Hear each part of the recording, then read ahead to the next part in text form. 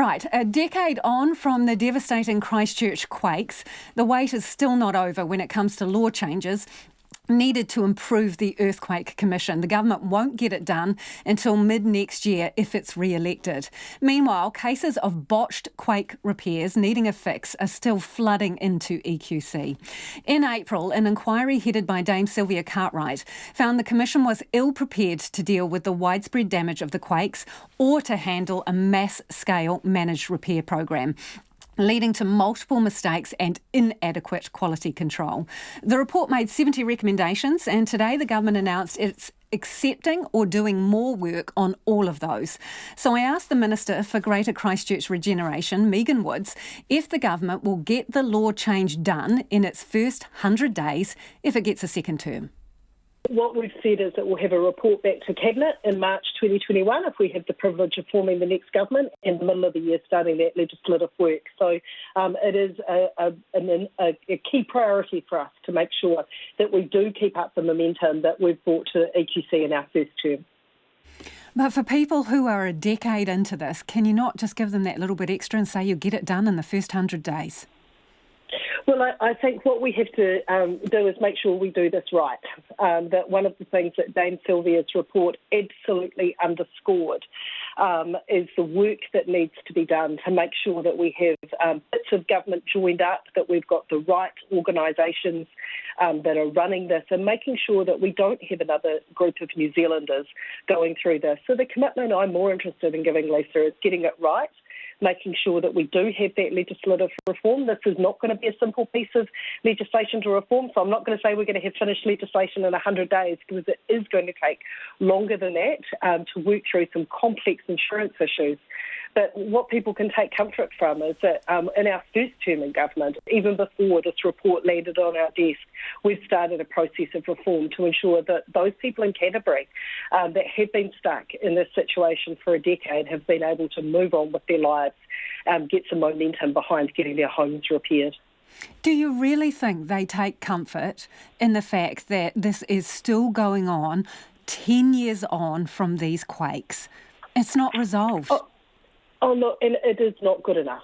I think that that is something that we are very clear on as a government, that we simply have to put in place measures to make sure that no group of New Zealanders ever go through this again. The report lays bare the fact that there were warnings to the previous government that EQC wasn't the right organisation to run this.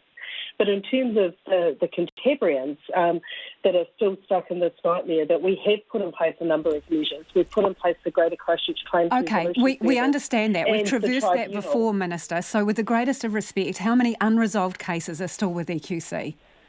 So there, as of today, the number I have is 1,559. But these are all re-repairs that are coming through the door. So if I look at the number of cases that were there when we came into government, 98% of those have been resolved. The cases that are coming in now are of those botched repairs. That makes it even worse, though, doesn't it? It makes it worse because it's the second time they've been through it all. And Lisa, I'm not going to defend that. This is a situation that the people of Canterbury should never have been put on. And that is why I'm saying I'm committed to doing this properly. The fact that we have now spent $560 million on fixing botched repairs is something that is, of course, a great deal of frustration to our government, and why it was that we asked Dame Silvia to undertake this inquiry so that we can learn for the future and we can get it right in the future. That is absolutely critical. What's the running total? What's the running total for court costs in taking these cases through court? Oh no, I don't have that number in front of me, but what I can tell you is ballpark, Minister? The cost of I don't have a ballpark in front of me, Lisa, but it's something that certainly that we have sought to reduce the amount of litigation that's been going on. That one of the things that, of course, that the Earthquake Tribunal has been to provide a pathway for people that can't afford those exorbitant court costs. So do you know how many cases? How many cases, if not the cost, how many cases are still tied up in the courts?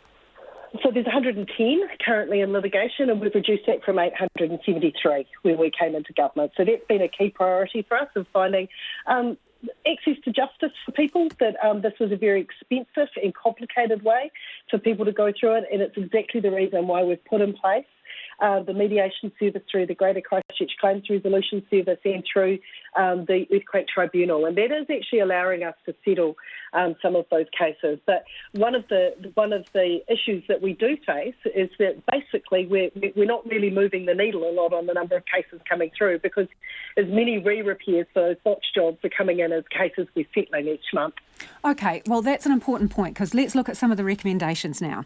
So, the lead agency for any future managed repairs program is what's up for discussion, right? So whether it could be EQC again. Given how badly things went as EQC being the lead agency for managed repair programs, can you rule it out right now? They won't be the lead agency.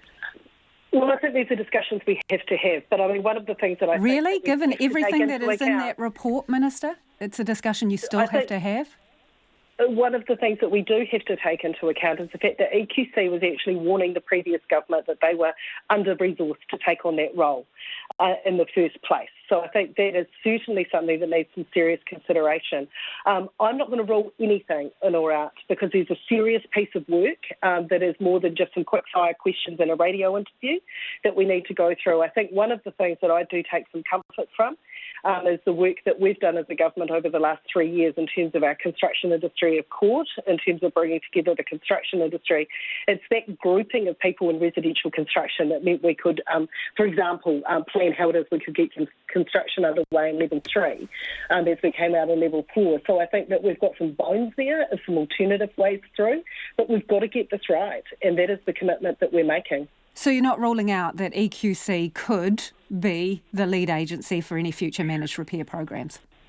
Lisa, what I'm saying is I'm not going to rule in or out anything, because these are things that we've signalled in our work program that have to be gone through.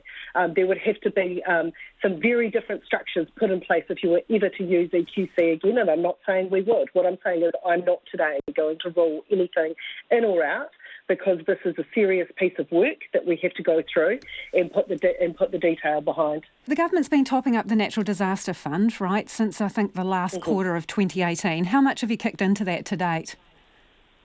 Oh, look, I don't have that number sitting in front of me, but in terms of it is a large amount of money, because we have given an absolute commitment that we will. What's large? What's large, Minister?